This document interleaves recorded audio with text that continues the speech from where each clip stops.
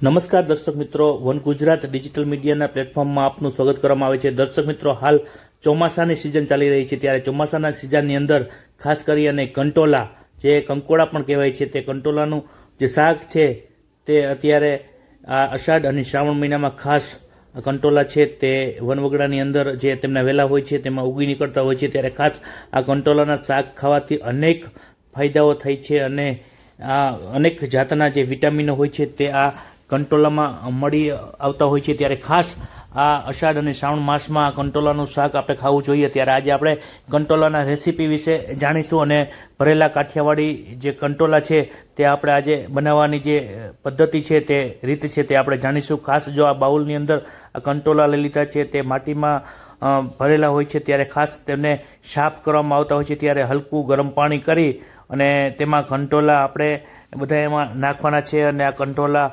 સારી રીતે સાફ કરવાના હોય છે। ત્યારે ખાસ આજે વનવગડામાં જે વનસ્પતિ થતી હોય છે ત્યારે ઓર્ગેનિક વનસ્પતિ હોય છે, ત્યારે આ ખાવાથી અનેક ફાયદાઓ થતા હોય છે। ત્યારે આ કંટોલા છે તે આપણે આ બાઉલની અંદર લઈ લીધા છે સાફ કરવા માટે। ખાસ આ હલકું ગરમ પાણી કરી અને તેમાં કંટોલા વ્યવસ્થિત રીતે બંને હાથે ઘસી અને આમ સાફ કરવાના હોય છે। એકદમ જે કંટોલા છે તે સાફ થઈ જાય ત્યારબાદ આ કંટોલાને ખાસ જે બીજા પાણીની અંદર ખાસ ધોઈ અને આ કંટોલા આપણે વ્યવસ્થિત રીતે બીજા બાઉલની અંદર આપણે કાઢી લઈશું। ખાસ જોઈ શકો છો કે જે ફ્લેટ છે તેમાં આ સફાઈ થઈ ગયેલા જે કંટોલા છે તે હાલ આપણે કાઢી લીધા છે।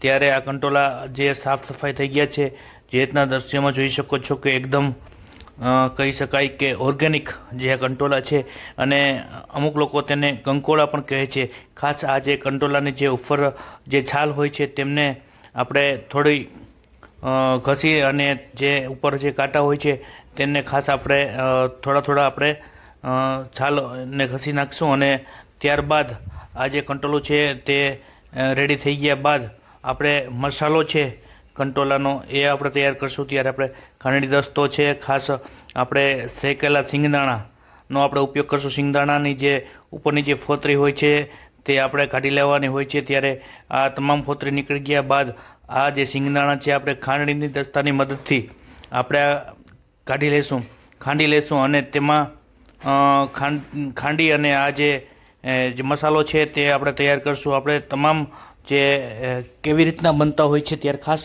કેવી જે ટેસ્ટી આ કંટોલા ભરેલ કંટોલાનું શાક થતું હોય છે, જે અત્યારે હાલ આપણે આ જે સિંગદાણા છે તેમને ક્રશ કરેલો ભૂકો નાખ્યો છે। ત્યારે આ જે ફાફડી ગાંઠિયા છે તેમને પણ આપણે ખાંડની દસ્તાની મદદથી આપણે બારીકાઈથી તેમનો આપણે ક્રશ કરી દઈશું। જ્યારે આ ક્રશ થઈ ગયા બાદ આપણે એને પણ આપણે એક બીજા બાઉલની અંદર ગાંઠિયા છે તે પણ કાઢી લેશું। ત્યારબાદ આપણે જે તીખા મીઠા જે ચવાણું હોય છે તે આનો ઉપયોગ કર્યો છે, કારણ કે જે કંટોલાનું શાક બનાવવા માટે વધુ જે ચટાકાવાળું જે શાક બનતું હોય છે, ત્યારે ટેસ્ટી શાક બનતું હોય છે, ત્યારે આપણે આ તીખા મીઠા ચવાણુંનો જે ઉપયોગ કરીએ છીએ। ત્યારે આ તીખા મીઠું જે ચવાણું છે તે ખાસ આપણે આ ખાંડની દસ્તાની મદદથી આપણે ખાંડી લેવાનું છે અને આ સરસ રીતે ક્રશ થઈ ગયા બાદ તેમને પણ આ બાઉલની અંદર કાઢી લેવાનું હોય છે। ખાસ જે રીતના જે બતાવ્યું છે એ રીતે તમે જો શાક કંટોલાનું ભરેલ કંટોલાનું શાક બનાવશો તો એકદમ ટેસ્ટી રહેશે અને ખાવાની પણ એટલી જ મજા આવશે। તો જે રીતના દ્રશ્યમાં જોઈ શકો છો કે આ જે ચવાણું છે તેમને બાઉલની અંદર કાઢવામાં આવ્યું છે અને ખાસ આપણે હવે જે મસાલો હોય છે તે કેવી રીતના બનતો હોય છે, ખાસ મસાલો બનાવવો એ એક જે ખૂબી હોય છે। ત્યારે આ જે મસાલો છે આપણે બનાવી રહ્યા છીએ, ત્યારે આ જે ચવાણું છે ક્રશ કરેલ તેને આપણે એક બાઉલની અંદર નાખીશું અને ત્યારબાદ જે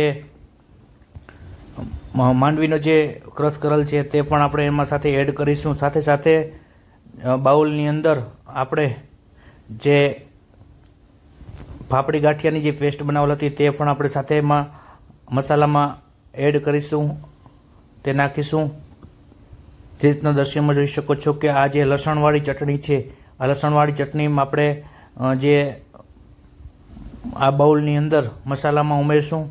ત્યારબાદ ધાણા જીરું પાવડર છે તે ખાસ 2 ચમચી મસાલાની અંદર એડ કરીશું, જેથી કરી અને ટેસ્ટ સારો આવે. ત્યારબાદ આપણે ગરમ મસાલો સ્વાદ મુજબ તેમજ હળદર અડધી સ્પૂન જેટલી નાખવાની છે. અને ત્યારબાદ આ જે મસાલો છે તેમાં સ્વાદ મુજબ જે નમક છે તે પણ નાખવું જોઈએ. અને ત્યારબાદ જે કંટોલા હોય છે તે કડવાશ હોય છે, એને કડવાશને દૂર કરવા માટે ખાસ થોડો આપણે ગોળનો ઉપયોગ કરશું. આ મસાલાની અંદર આપણે ગોળ નાખીશું. અને ત્યારબાદ ગોળ નાખ્યા બાદ આપણે થોડું એમાં 2 સ્પૂન જેટલું તેલ, 2-3 સ્પૂન તેલ ઉમેરીશું. અને ત્યારબાદ આ મસાલો છે એકદમ સારી રીતે તેમનું મિશ્રણ કરી લેશું. અને એકદમ સારું એવું મિશ્રણ થઈ જાય અને મિક્સ થઈ જાય ત્યારે આ જે મસાલો છે તે એવું નથી, કંટોલાના શાકમાં પણ આપણે અન્ય શાકમાં પણ આપણે આવી રીતના મસાલાનો ઉપયોગ કરતા જ હોઈએ છીએ. ત્યારે જે આ કંટોલા છે તેમને આપણે જે અંદરના જે બી હોય છે પાકી ગયેલા, એ બીને તમારે ખાસ કરીને કાઢી લેવા જોઈએ. કારણ કે જે પાકા બી હોય છે, જ્યારે કોમળ જે બી હોય છે તે ચાલે, પણ જે પાકી ગયા હોય એ બીને તો આપણે અવશ્ય તેમાંથી દૂર કરવા જોઈએ. અને આ જે બી છે તે કે કંટોલાની અંદર ન રહેવા જોઈએ. ત્યારે ખાસ જે અંદરની જે ગરબ હોય છે એ રહેશે તો ચાલશે, પણ જે બી હોય છે તેમને આપણે કાઢી લેવા જોઈએ. તો આપણે આ કંટોલાના જે બી છે તે આપણે કાઢી રહ્યા છીએ. ત્યારે તમામના જે બી છે તે નીકળી ગયા છે અને આપણે કંટોલાનો જે મસાલો છે તે આ કંટોલાની અંદર આપણે ભરી શકીએ. એ માટે ખાસ આપણે જે કંટોલાઓ છે તેની અંદરથી આપણે જે બી છે તે કાઢી લીધા છે. ત્યારે આપણે આ જે ટેસ્ટી જે મસાલો બનાવ્યો છે તે મસાલો એ કંટોલાની અંદર આપણે એવી રીતના દબાવીને ભરવાનો છે જેથી કરીને શાક બનાવતી વેળાએ એ મસાલો એમાંથી નીકળે નહીં. ખાસ તેમાંથી આપણે દબાવી અને આંગળીથી તે કંટોલા છે તે ભરવા જોઈએ. તો જે રીતના આપ દ્રશ્યમાં જોઈ શકો છો કે આ જે કંટોલો છે તેનો જે મસાલો છે તેમાં ભરાઈ રહ્યો છે. ત્યારે જે મસાલો છે તે આપણે ટેસ્ટી બનાવવા માટે આપણે જે રીતે જે વસ્તુઓનો જે ઉપયોગ કર્યો છે તે વસ્તુ આપણે જે માત્રામાં લેતા હોય છે એ માત્રામાં આપણે લેવી જોઈએ અને તેનો ટેસ્ટ એકદમ સારો રહેશે. ત્યારે આ બધા કંટોલા છે તે આપણે ભરી રહ્યા છીએ. અને કંટોલા આપણે 250 જેટલા ગ્રામ જેટલા કંટોલા છે તે આપણે લીધા છે. તો ખાસ આ 250 ગ્રામ જે કંટોલા છે તેમને મસાલાથી આપણે ભરી દીધા છે. જે રીતના આપ દ્રશ્યમાં જોઈ શકો છો કે હાલ આ જે બધાય કંટોલા છે તે આપણે મસાલાથી ભરી દીધા છે. અને હવે આપણે જે કંટોલાનું શાક બનાવશું, ગેસ સ્ટવ આપણે ઓન કરી રહ્યા છીએ. ત્યારે આપણે પ્રેશર કુકરની મદદથી આપણે આ કંટોલાનું શાક બનાવશું. કારણ કે જે કંટોલા હોય છે તેને ચડાવવા દેવામાં આવતા હોય છે. ત્યારે ખાસ જે પ્રેશર કુકરની મદદથી આપણે જે પ્રેશર કુકરની અંદર આપણે વઘાર કરીશું. ખાસ જે આની અંદર આપણે 4 થી 5 કહી શકાય કે જે પાવરા તેલ આપણે એડ કરીશું, ગરમ કરીશું. અને આ ગરમ તેલની અંદર થતાની સાથે જ આપણે તેમાં રાઈ અને જીરું તેમાં આપણે એડ કરીશું. ગેસ સ્લો રાખવાનો છે ખાસ કરી. અને જ્યારે આપણે બનાવતા હોય ત્યારે હિંગ સાથે આપણે ઉમેરીશું. ત્યારબાદ આપણે જે લસણની જે કઢી છે તે પણ આપણે નાખીશું. અને ત્યારબાદ આપણે જે કંટોલા છે તે આ કુકરની અંદર આપણે નાખીશું. 250 ગ્રામ જેટલા કંકોડા છે તે આપણે લીધા છે. તો ત્યારબાદ આપણે જે આ કંટોલા છે તેને જે વઘાર છે તેની અંદર આપણે આ રીતના હલાવવાના છે. અને ખાસ તેને થોડી વાર માટે સાતરી લેવાના છે આ રીતના તેલના વઘારમાં.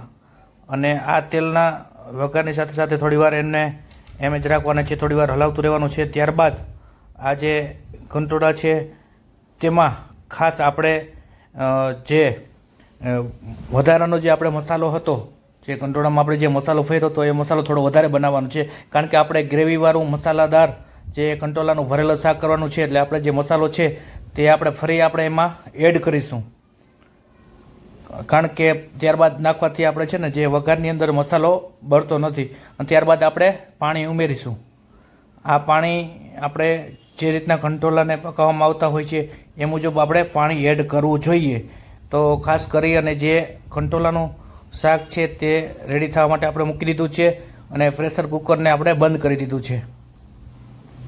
ત્યારબાદ ગેસ આપણે થોડો ફાસ્ટ કરવાનો છે. ત્યારબાદ જે કંટોલાનું શાક છે થોડી વારની અંદર તૈયાર થતું હોય છે. જે રીતના દ્રશ્યમાં જોઈ શકો છો કે એકદમ રસાદાર, ગ્રેવીવાળું, ચટાકેદાર મસ્ત મજાનું જે શાક છે તે તૈયાર થઈ ચૂક્યું છે.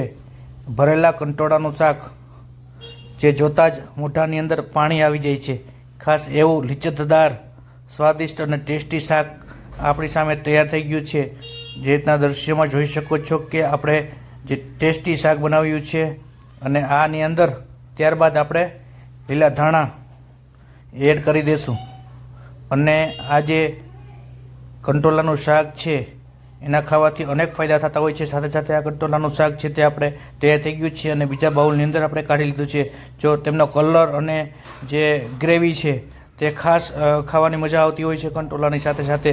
અને આ જે શાક છે તે ખાસ કરી અને જે રોટલો અને દૂધ સાથે ખાવાની કંઈક મજા જ ઓર હોય છે. કારણ કે ચોમાસાની સિઝન હોય છે ત્યારે કહી શકાય કે આ જે કંટોલા છે તે ઋતુ પ્રમાણે જ મળતા હોય છે, ત્યારે આનો ખાવો મને એક લિજ્જત હોય છે.